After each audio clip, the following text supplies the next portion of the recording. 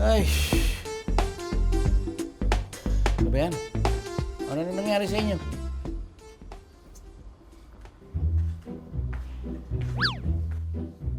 Ano yan? Hindi ko tuloy alam kung kanino ako mabibigla eh. Kung dito sa apat na bugbog sarado, o dito kay Charles na mukhang nanungkit pa ng damit ng babae sa sampayan. Charles, nakascore ka? Hindi. Saan mo nakuha yung damit na yan? Mahabang kwento. Baka naman iba ang humaba sa'yo. Pero itong seryoso. Tignan niyo ang mga sarili niyo. Ito ang simbolo ng tagumpay. Ibig sabihin yan, gumagana lahat ng itinuro ko sa inyo. Tama kayo, Tito Jax. Effective yung mga tinuro niyo sa amin. Yes? Kaso, parang hindi naman applicable yan sa mga gusto namin na babae. Bakit? Ano ba itinuro ko sa inyo? Tinuro ko ba sa inyo na makuha nyo yung gusto nyong babae? Diba tinuturuan ko kayo para makakuha ng mga babaeng didiskartehan nyo lang?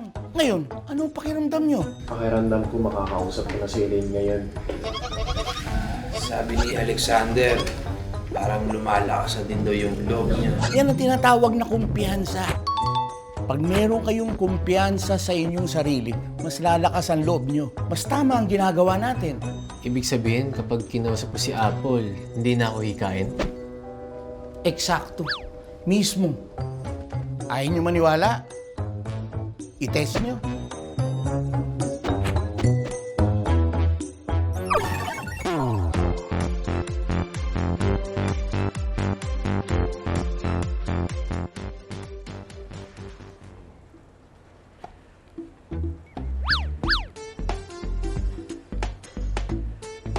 Hi, Miss President. Albert, long time! Medyo naging busy lang.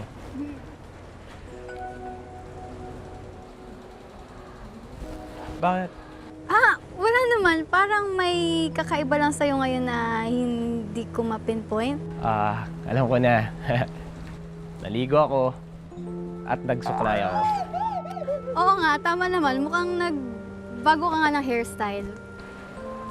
O nga pala, tatanong ko sana kung meron ka bang bagong school activities para makapag-sign up ako. Ayun, saktong-sakto. May paparating kaming activity ngayon na makakatulong sa mga squatters area sa paligid ng school natin. Ay, dito ka na lang mag-sign ng pangalan mo. Lista Sige. mo na lang yung name mo dyan para... Okay lang. Go! Wala akong ballpen. Sige lang. Yan. Yun. Buti naman. Uy, Albert, salamat ha. Ang sipag-sipag mo sumama sa mga activities ng student council. May balak ka bang tumakbo? Wala. Wala naman ako interes sa politika eh. Gusto ko lang naman kitang suportahan.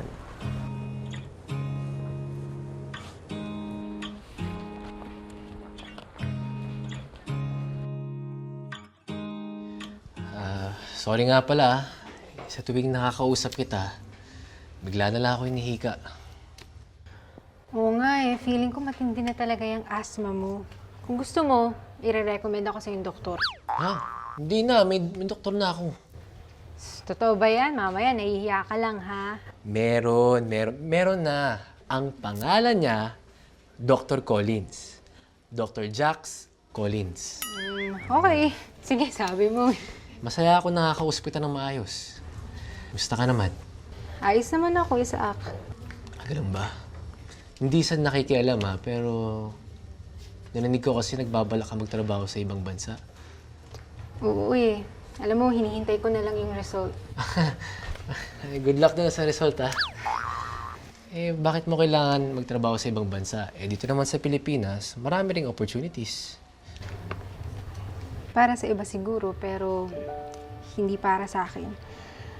Hirap na rin kasi talaga yung pamilya ko eh. Sina nanay at tatay, kaya kahit ayaw ko, titiisin ko na lang magtrabaho sa ibang bansa.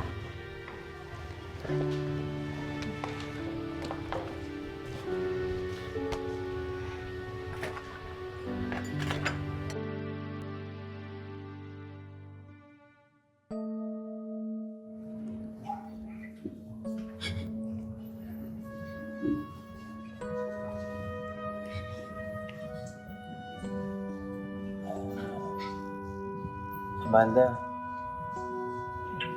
Okay ka lang ba? Break na kami ni Freddy Charles.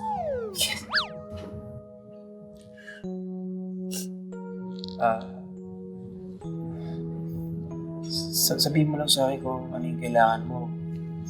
Parati naman ako nandito para sa'yo eh.